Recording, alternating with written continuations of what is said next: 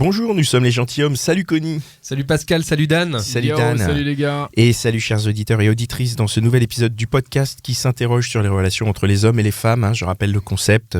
On se pose beaucoup de questions sur les rapports entre les hommes et les femmes. Mais plutôt que de se poser les questions entre nous, on a décidé à chaque épisode d'inviter une femme et de lui poser toutes les questions que beaucoup se posent tout bas.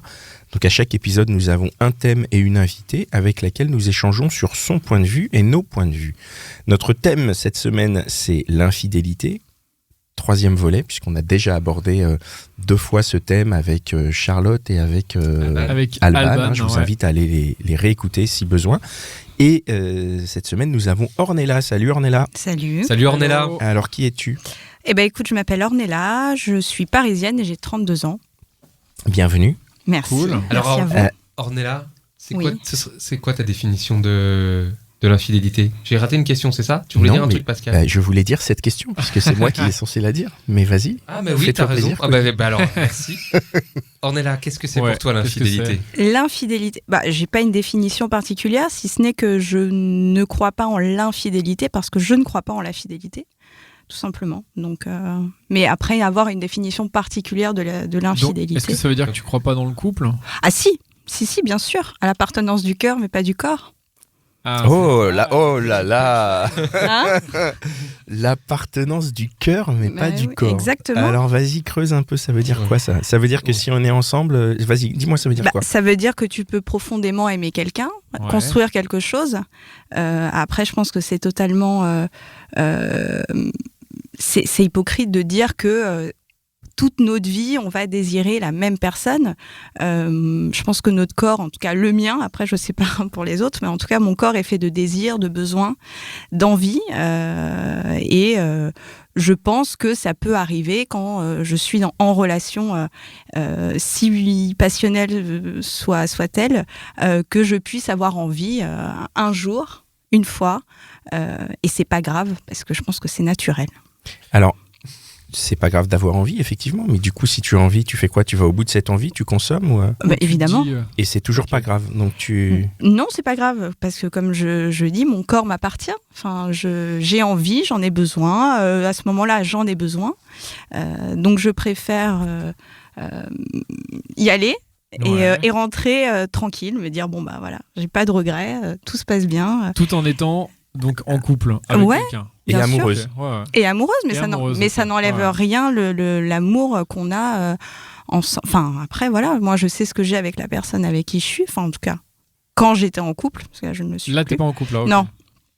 Mais j'ai testé les 2 schémas. Et Ah, t'as testé aussi le fait d'être célibataire et d'aller voir à droite à gauche. non, j'ai testé le couple complètement Ah oui, le couple sérieux, enfin, on va dire, sérieux ou fermé. où dès le début tu sais que voilà, il faut pas bouger une oreille parce que sinon c'est le drame, on remet tout en question. Ouais.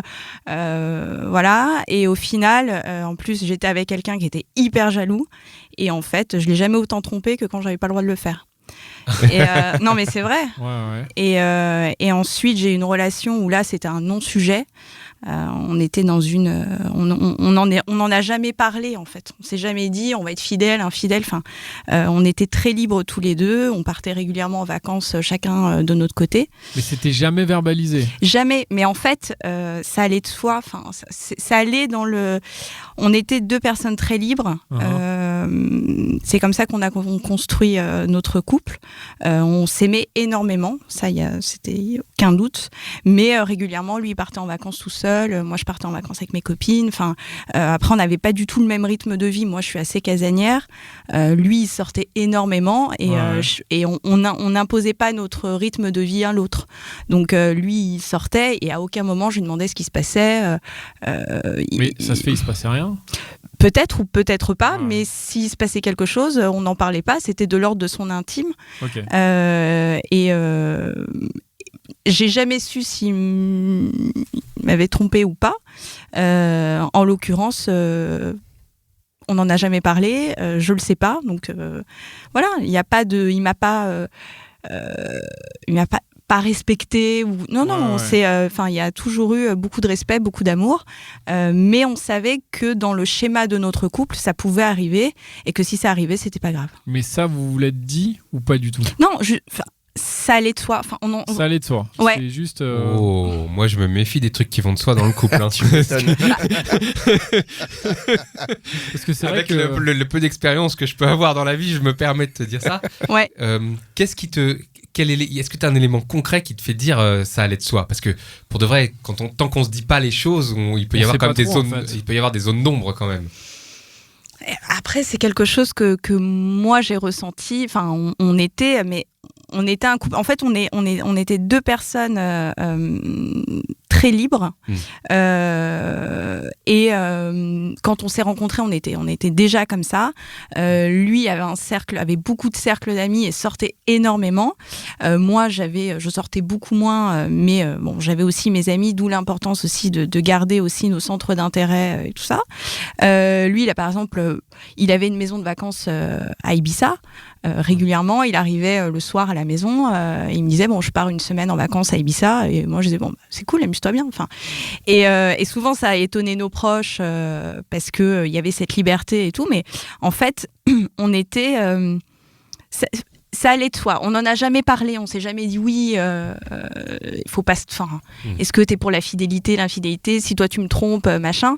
Mais il y a jamais eu ce truc. Enfin, on s'est jamais posé de questions. Lui sortait vachement. Parfois. Vous êtes restés longtemps ensemble. Et à quel point vous étiez liés? Tu vois ce que je veux dire? À quel point vous étiez proches? Bah, on était proches parce qu'on partageait beaucoup de choses quand même. Vous habitiez ensemble, quoi. Ouais. Et on habite ensemble très vite. Vous étiez un vrai couple, en fait. Ah oui. Et en fait, pareil, ça allait de soi. Parfois, on se dit, est-ce qu'on est en couple ou pas? On sait pas. Il y a toujours une phase où c'est un peu... Nous, ça a été très clair. Enfin, dès le début, on s'est vu la première fois.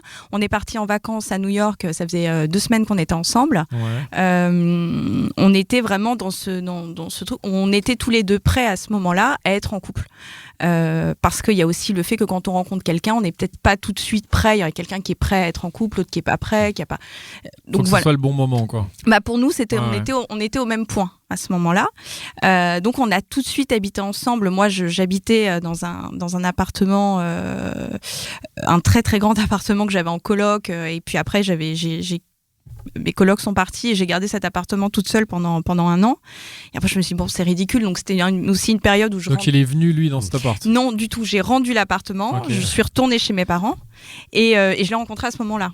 Donc, j'en avais un peu marre de faire la navette entre chez lui et chez moi. Et il m'a donné les clés de chez lui au bout d'une semaine. Pardon, je fais une petite parenthèse. Ouais. Là, tu parles du deuxième mec? Non, celui avec qui j'étais. Ouais, celui qui avait la maison à Ibiza. Exactement. Oui, mais c'est celui que tu trompais ou celui que tu trompais pas?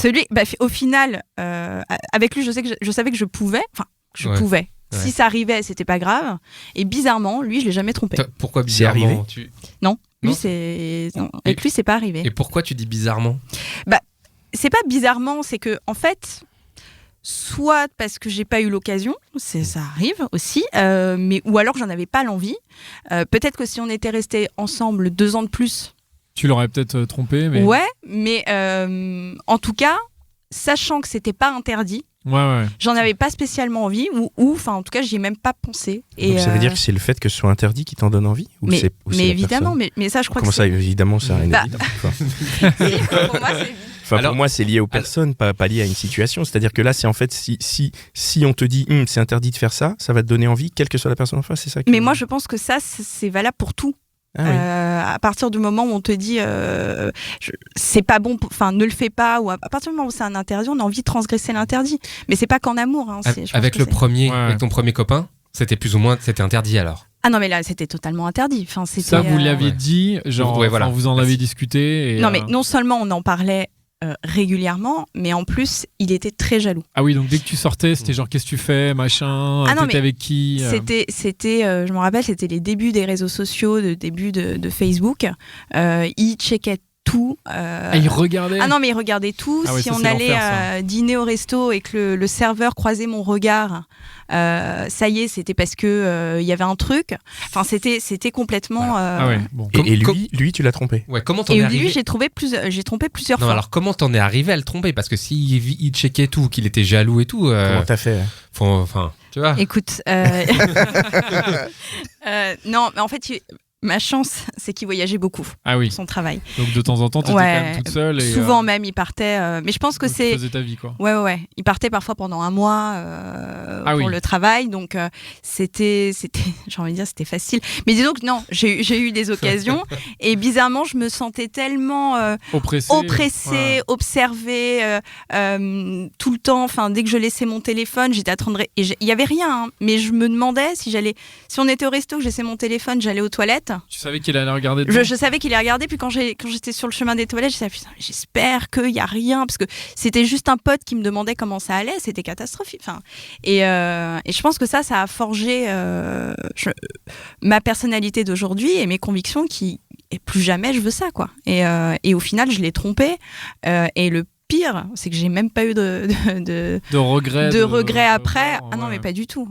Et il l'a fait aussi. Pourtant. Lui, il l'a fait aussi. Oui, lui, il l'a fait. Su ça. Ouais, je l'ai su. Dit après. Ouais, il me l'a dit après. Et quand on s'est séparés après, il me l'a dit. Mais et pourtant, il était complètement contre.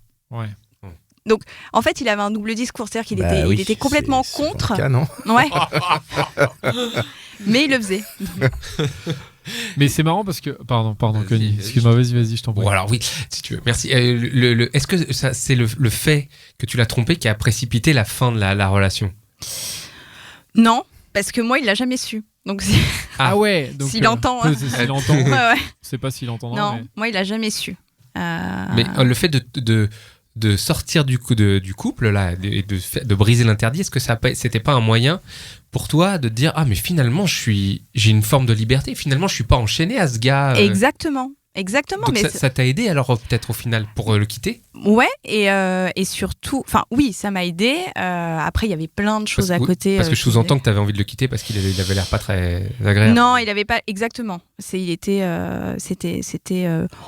on peut dire un pervers narcissique. Enfin, c'était très. Moi, j'étais plus jeune et voilà. Okay. Mais relation un peu compliquée. Quoi. Ouais, très compliquée. Et mais ça a forgé aujourd'hui la personnalité que j'ai, les convictions. Et je pense qu'aujourd'hui, j'ai des relations amoureuses qui sont beaucoup plus saines entre guillemets. Ouais, aujourd'hui, quand tu rencontres un mec, tu arrives à lui dire ou tu lui fais comprendre, je sais pas, tu vas nous expliquer, que c'est une relation, c'est à la cool. Ouais. Donc, toi, tu vas voir ailleurs, lui, s'il a envie d'aller voir ailleurs, tu le verbalises? Alors, oui, exactement. Tu peux nous raconter? C'est drôle parce qu'au début, ils sont tous hyper contents. C'est ce que ouais? Ah ouais, alors au début, ils me disent mais t'es la meuf parfaite, mais c'est génial. Oh là là, mais pourquoi je t'ai pas rencontré avant mais c'est parfait. Ça veut dire que on est ensemble, mais que si je vais voir ailleurs, t'es ok. Ouais. Ah, c'est génial. Et au final, eux, après, au bout d'un mois, 2 mois, ils le vivent hyper mal. Parce qu'ils restent tout le temps dans le questionnement de savoir si moi je l'ai fait ou pas. Ils ne posent pas la question ? Et ils me posent pas la question parce que parce qu'ils étaient d'accord avec le deal du début. Donc si tu veux, après ils se retrouvent un peu tout penaud, genre ouais, mais alors du coup moi j'ai accepté, j'étais même content, mais maintenant ça me pose un problème. Et au final c'est des relations qui s'arrêtent souvent à cause de ça parce que on n'est pas, au début ils sont très contents de la situation et après ils sont obsédés par ça. Et c'est que c'est pas les bons, hein, mais c'est vrai que ça pose toujours problème après. T'en as rencontré aucun là de mec avec qui ça a duré un tout petit peu et qui a accepté ce deal? Ouais. Non, si, ça arrivait. C'est arrivé quand même. Ça arrivait 2-3 fois, où j'ai des relations de 4-5 mois. Parce que ça marche un peu. En tout cas, le deal fonctionne. Et c'est au bout c'est pas au bout de 2 mois que le mec te dit écoute, je suis trop stressé. Non, en fait, le deal il fonctionne plus à partir du moment où il y a des sentiments de son côté. C'est-à-dire qu'à partir du moment où il y a cette espèce de on s'imagine que ça y est, c'est ma meuf, je veux pas qu'elle aille voir ailleurs. Tant qu'il n'y a pas de sentiments, tant que c'est un peu plan cul, entre guillemets, genre amélioré quoi. Ouais, voilà, je pense qu'ils sont très contents. Mais quand ils commencent à développer des sentiments, là justement, ça devient problématique parce qu'ils ont du mal à envisager que je puisse coucher avec quelqu'un d'autre. Est-ce que tu comprends ça? Parce que c'est peut-être. Là, du coup, c'est de la. Moi, j'essaie de leur. Ils me posent jamais la question. Hein. Au bout d'un moment, ça éclate. C'est toi qui creuses. Non, au bout d'un moment, ça éclate. C'est-à-dire que, au bout d'un moment, ils me disent, mais moi, je peux plus parce que voilà. Puis non, ça commence avec des petites questions et des petits sous-entendus, des petites blagues, machin. Par exemple, je sais pas, moi, je vais avoir une. J'en avais un. J'avais des capotes tout le temps chez moi et en fait, secrètement, il comptait les capotes. Non mais tu vois, il ouvrait, j'ai ça dans une petite boîte et il ouvrait la petite boîte et il comptait les capotes quand il partait et quand il revenait, il comptait voir s'il y avait le même nombre de capotes. Et s'il n'y avait pas le même nombre de capotes, c'était catastrophique. Enfin, alors que c'est un deal de base qu'il a accepté. Alors que c'est un deal de base qu'il a accepté parce qu'au début, je pense que c'est un peu le fantasme de tout le monde de se dire ok, c'est cool. Il n'y a pas de possession, on n'est pas en couple, il y a pas c'est la liberté, on est en couple. En fait, on a tous les bons côtés et sans les inconvénients. Et comment tu réagis quand ils commencent à être comme ça? Tu les vires? Ouais, je leur dis que de toute façon, là il y en a un récemment, ça c'est fini et je lui ai dit qu'il serait pas heureux avec moi parce que clairement, il était pour le coup pas ok pour ça. Dès le départ. Dès le départ. Ah. Et donc t'as accepté toi aussi. Pourquoi t'as accepté de te mettre avec lui alors? Non, parce qu'il y avait quand même quelque chose de il te plaisait, enfin il y avait un truc. Puis on se connaissait depuis 1 an et demi. Il y avait quelque chose de très fort entre nous. Ça s'est fait sans trop réfléchir, mais il me disait tout le temps non mais moi je peux pas avec une fille comme toi. Moi je suis quelqu'un de très expressif, donc il me dit même quand on sort, il y a un mec qui te plaît, je le vois tout de suite. Dans ton visage, ça se voit tout de suite. Et du coup, lui, il avait beaucoup de mal à le vivre. Bien sûr. Et ça s'est fini comme ça. Et à un moment, je lui dis, écoute, j'allais dire son prénom. Oh là là. Je me suis retenue au dernier moment. Au bout d'un moment, je lui dis, écoute, on arrête parce que franchement, je pense que tu seras pas heureux avec moi. Et voilà, c'est parce pas. Que toi, c'est vraiment marqué dans la pierre. Tu n'auras jamais qu'une seule personne en fait. Dès le moment où tu auras toujours cette liberté de pouvoir te dire, ok, je suis avec toi en couple, mais si jamais il y a machin qui me plaît, je me donne le droit d'y aller. Exactement. Quoi qu'il arrive, même si t'es folle amoureuse d'un mec, même s'il y a qu'un seul mec qui te fait vibrer et tout. Mais oui, mais moi je pense pas qu'il y a qu'un seul mec qui me fasse vibrer. C'est pas possible. C'est hyper intéressant. Pourquoi est-ce que tu penses? Enfin, qu'est-ce qui te fait dire ça? Mais parce que je pense que c'est complètement hypocrite de dire qu'on est avec une personne et qu'on désire cette personne. Alors oui, c'est peut-être possible les quelques mois du début où il y a la passion, où on est dans cet amour passionnel, on pense mais ça c'est pas toute la vie à moins de rester confiné chez soi et de voir personne d'autre, on fait des rencontres à un moment et puis il se trouve que on va faire une rencontre sur 100 rencontres, on va rencontrer quelqu'un qui va être un peu plus spécial, où il va se passer et moi je suis de cette personne qui va se dire allons-y. Let's go quoi. Ouais, let's go. Mais même je crois que j'en ai besoin. Enfin, je pourrais pas me dire que toute ma vie, si je dois rester, alors j'ai jamais eu de relation de 10 ans, mais si je devais rester 10 ans avec une personne, il faudrait que tu puisses respirer entre guillemets avec d'autres relations. Complètement. Tu auras besoin de bouteilles d'oxygène quoi. Ouais. Mais alors attends, parce que ce qui est intéressant et surprenant, c'est que c'est une infidélité. C'est seulement sur les caractères physiques et sexuels. C'est-à-dire que tu as dit tout à l'heure, tu peux être très amoureuse de quelqu'un. Exactement. Ouais. Alors, imaginons que tu es très amoureuse, mais qu'il a le droit d'aller voir à droite, à gauche, qu'il rencontre une nana, que ça se passe bien et qu'ils se disent en fait, finalement, c'est avec elle que j'ai envie d'être en couple. Oui, mais ça peut arriver même s'il ne couche pas avec. Oui, mais... bon point. Non, mais c'est vrai. Oui et non, quand même. Oui, mais ça rapproche. On va dire ça rapproche de coucher avec. Non, coucher avec, ça rapproche les choses quand même. Ouais. Oui ou pas. Pourquoi? Parce que tu peux aussi avoir... moi, je peux avoir fantasmé sur plein de mecs. Et une fois que j'ai couché avec, je me dis, non, finalement, c'est pas du tout le bon. Et alors que ça faisait quelques mois que je fantasmais sur eux, où j'avais vraiment, je me dis tiens, lui, il faut que je me le tape, c'est sûr. Mais en fait, quand tu t'es en fait, fait, c'est une merde. En fait, ça colle pas. Ça colle pas, non, ça va pas. C'est une merde au pied. Voilà. Mais là, je te parlais pas de, je te parlais pas de ça. Moi, je te parle de quand il y a des sentiments qui naissent. Oui, non, mais il peut. Oui, mais ce que je suis en train de te dire, c'est que s'il travaille. Moi, en l'occurrence, je travaille qu'avec des hommes. Bon, ça m'est jamais arrivé dans mon travail parce que je sais bien dissocier les choses. Mais si lui travaille avec, je sais pas moi, il va au bureau tous les jours et qu'il voit une nana pendant sa collègue de travail pendant 1 an, et il peut créer il peut tomber amoureux d'elle au fil du temps. Oui. Il a pas même sans geste, même sans. Et puis ça peut être même unilatéral. C'est-à-dire que tu serais partisane de dire, couche avec elle. Tu vas voir que c'est pourri et tu vas revenir. Tu vas voir que c'est mieux avec moi et qu'en plus tu m'aimes. C'est ça que tu c'est un peu ça. C'est un peu ça la philosophie. Non, derrière. le truc c'est qu'en fait, je pense que quand t'es vraiment amoureux, t'es confiant de ce qu'il y a dans ton couple. Tu sais, t'as confiance en ton couple, ça n'enlève pas l'amour qu'il y a, ça n'enlève pas tout ce qui s'est passé avant, ça n'enlève pas le partage, ça n'empêche pas tout ce qu'on a construit. Après, moi, je suis pas mariée, j'ai pas d'enfant, mais ça, c'est quand même fort à côté de ce qu'il y a. S'il y a une personne qui arrive avec qui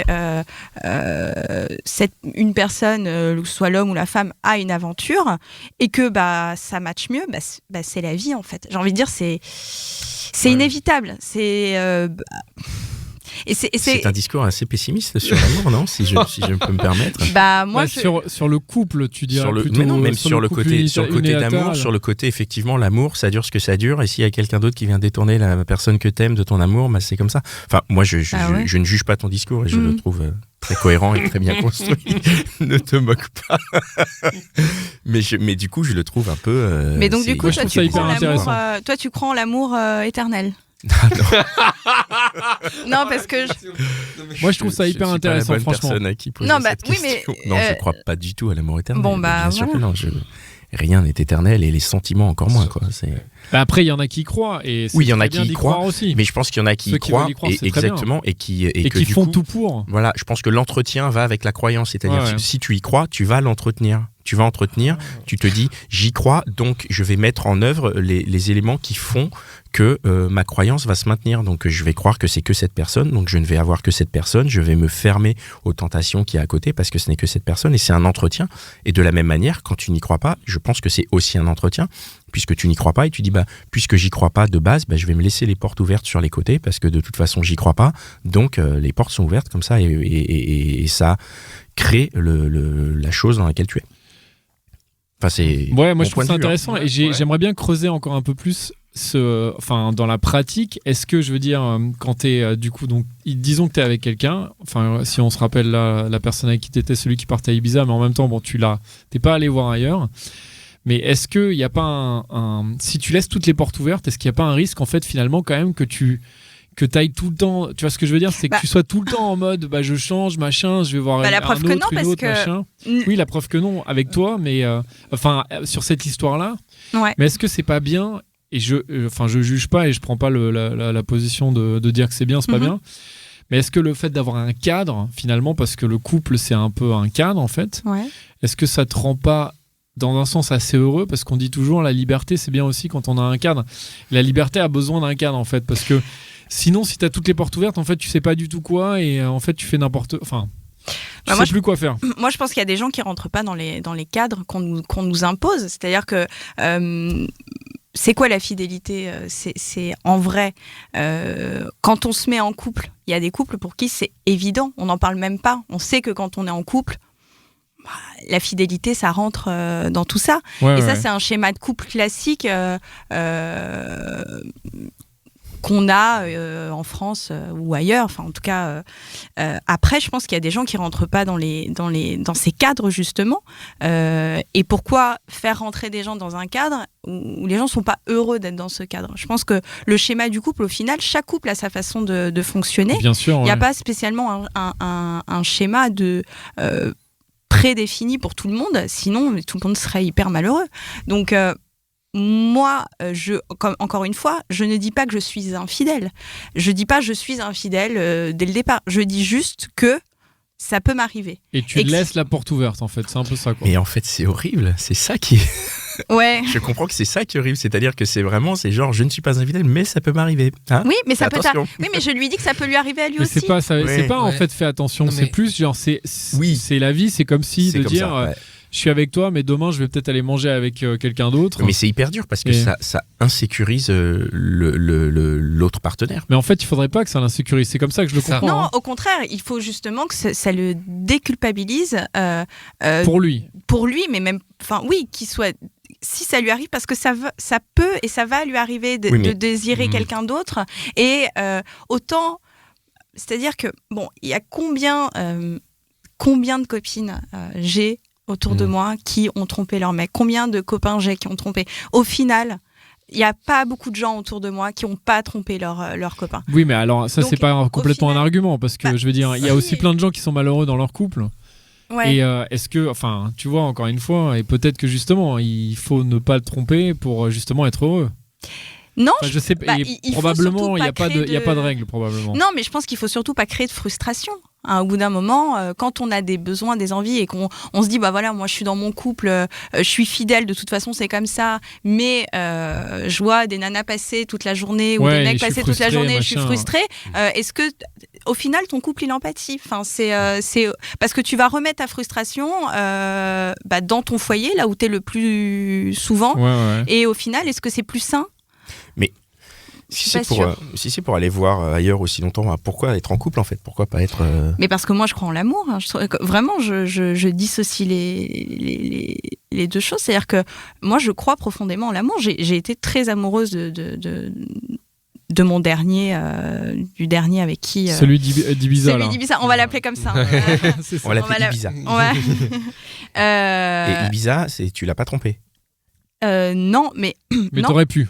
C'est ça que tu mais lui, j'aurais pu. C'est-à-dire que je savais qu'avec lui, je pouvais. Et alors après, j'en ai peut-être pas eu l'occasion à ce moment-là. Mais est-ce que tu n'en as peut-être pas eu envie ou pas occasion? Parce que tu l'aimais justement et que finalement tu retournais. Mais je les ai tous aimés. Mais je les ai tous aimés. Ceux d'avant aussi, tu les aimais? Bien sûr. Ouais. Non, parce que c'est quand même étonnant d'enlever on a cette notion du couple qui est ancrée, qui est hyper forte culturellement. Tu enlèves la partie exclusivité sexuelle. Tu l'enlèves. Exactement. C'est un des ciments de certains couples quand même. De beaucoup de couples même, on va le dire. Beaucoup de couples. Mais attends, est-ce que tu le remplaces par quelque chose d'autre? Est-ce que tu enlèves cette partie de son couple? Est-ce que tu as besoin de trouver autre chose? Est-ce que tu attends quelque chose d'autre du mec qui rentrerait pas dans cette définition qu'on a du couple? Est-ce que tu attends quelque chose d'autre de ton partenaire en échange de ça? Ou est-ce qu'il y a d'autres... Est-ce que tu dois compenser ce truc? Alors, compenser par... Ah ben je sais pas. Ah non, absolument pas. Est-ce que tu attends de lui, je sais pas, quelque chose d'autre qui quelque part compenserait non. Non. D'accord, ok. Non, en fait, ce qui est important, c'est que je sais pas si je suis fidèle ou infidèle. En tout cas, je suis fidèle à moi-même et à mes envies. Ça, c'est hyper important. Et j'ai envie, je suis comme ça. C'est-à-dire que je suis... j'ai envie de dire, j'ai envie de rester libre. Et le fait d'être en couple, si demain je sais que j'ai des interdits, je vais pas être heureuse. Donc, la possibilité d'aller voir ailleurs, ou lui donner la possibilité d'aller voir ailleurs, c'est justement de me dire que ça peut arriver. Ça ne veut pas forcément dire, ce que je dis depuis tout à l'heure, ça ne veut pas forcément dire que ça va arriver. Hein.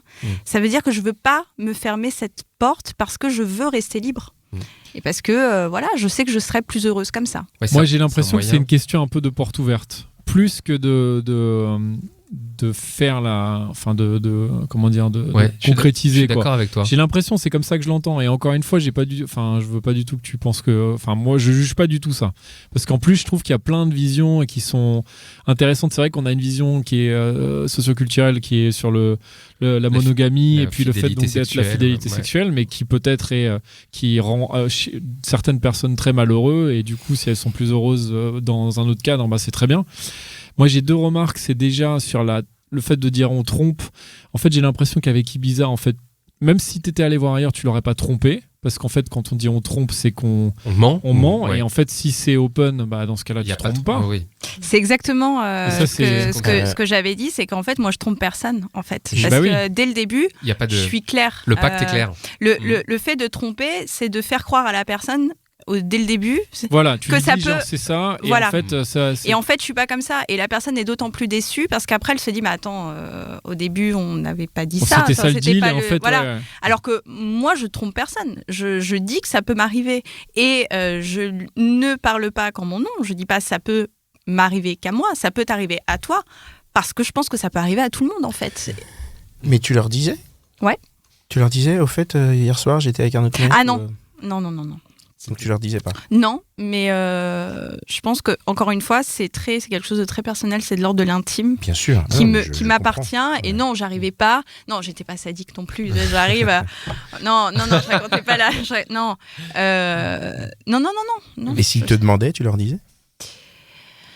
Si par exemple, tu vois, tu sors avec un mec qui connaît le deal de début et au bout de 6 mois, il dit mais dis donc, puisque tu gardes la porte ouverte, ça dépend comment il pose la question, parce que il y a le côté, et ça j'ai connu le côté je te pose la question et en fait je veux pas savoir la réponse mais je la pose quand même parce que et c'est un peu sadique. Et là je trouve que c'est malsain, mais t'en as, ils te posent la question en disant ça dépend comment la question est posée, ça dépend quelle est l'intention derrière. Si je sens que c'est pas du tout malsain, au contraire que c'est pas qui veut juste savoir parce que c'était le deal du départ et oui, mais sans rentrer dans les détails parce que ça m'a c'est...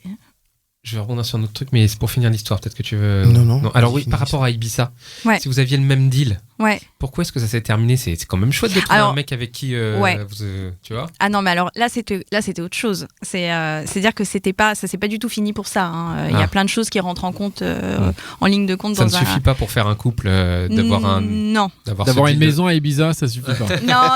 Non, ça suffit pas. Oui. Ça suffit pas. En plus, il allait beaucoup plus avec ses potes qu'avec moi, mais ça m'allait très bien. Okay. Ça m'allait très bien. Moi, la teuf à Ibiza, c'était pas mon délire. C'est pas ça qui. Non, pas du tout. Je pense que c'est même ça qui a fait que ça a duré plus longtemps. Mais parce qu'on savait qu'on avait quand même cette chance de pouvoir être assez libre, qu'on n'était pas. Lui, il sortait beaucoup. Enfin, on habitait ensemble très vite.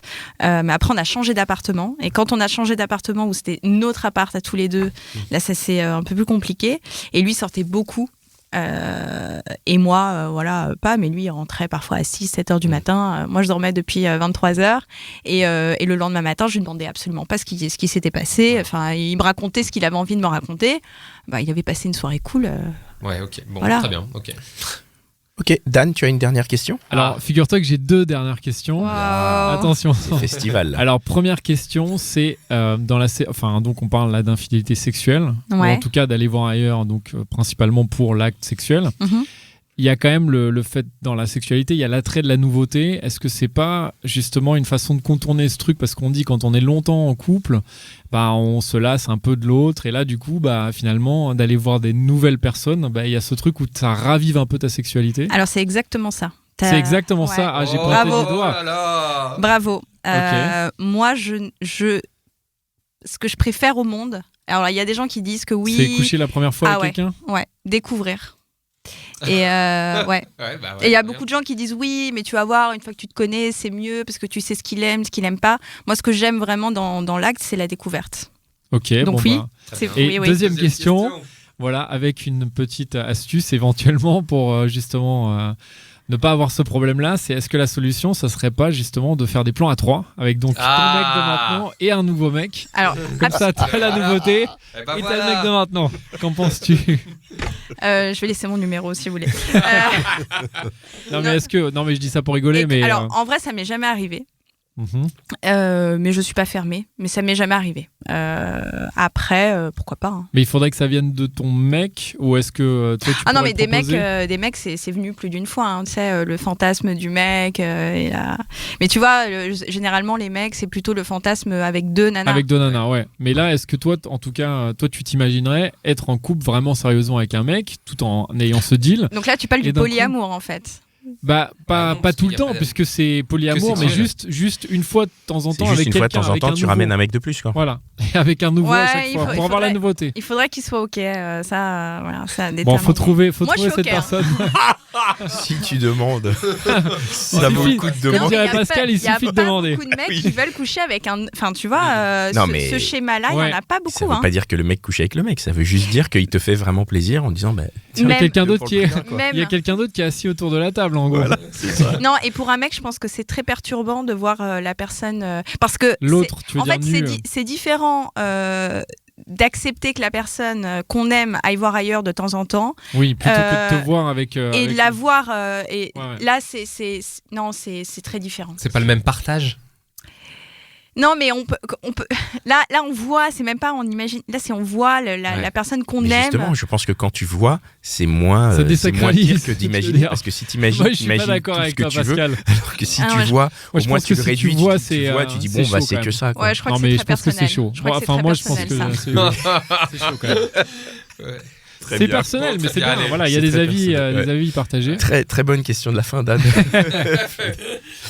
Bon, merci beaucoup en tout cas. Merci beaucoup, Ornella, super. Merci les gars pour cet épisode. Merci Mitch et Cynthia, notre équipe. Thank you Mitch, thank you Cynthia. Que vous pouvez vous aussi remercier, chers auditeurs, en participant au Tipeee. Ouais, on a le Tipeee, il y a un Tipeee, voilà. fr.tipeee.com/lesgentilhommes. N'hésitez pas à donner 1 euro, 2 euros, l'équivalent d'un petit café. Voilà, vous nous offrez un café par mois et ça nous offre la régie, ça nous permet un peu de payer du community management et si vous êtes assez nombreux à le faire, ça nous permettrait aussi de nous déplacer et de venir en province. Enregistrer chez vous des podcasts. Ça peut être hyper sympa. Ouais, peu importe où. En France, on aime tout, et même à l'étranger, si vous nous donnez beaucoup d'argent. Même à l'étranger, putain.